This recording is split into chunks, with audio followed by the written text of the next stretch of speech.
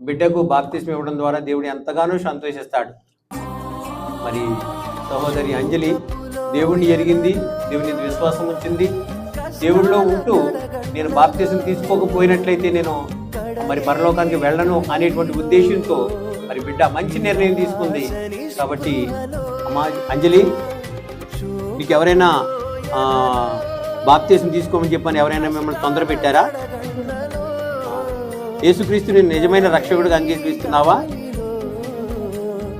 మన పాపాలను క్షమించి మన కొరకు తన ప్రాణం పెట్టాడని నమ్ముతున్నావా? యేసుక్రీస్తు తిరిగి పునరుద్ధరణైన రీతిగా నేను కూడా ఆయనతో ఉంటానని చెప్పనని మీరు నమ్ముతున్నారా? కాబట్టి ప్రియులారా, దేవుని యందు పూర్తి విశ్వాసంతో బిడ్డ నమ్ముతుంది. కాబట్టి దేవుడు నాకు ఇచ్చినటువంటి అధికారాన్ని బట్టి ఈ బిడ్డకు బాప్తిస్మం ఇవ్వడం జరుగుతుంది. తండ్రి, కుమార, పరిశుద్ధ నామంలో దేవుడు బాప్తిస్మం ఇస్తున్నాం.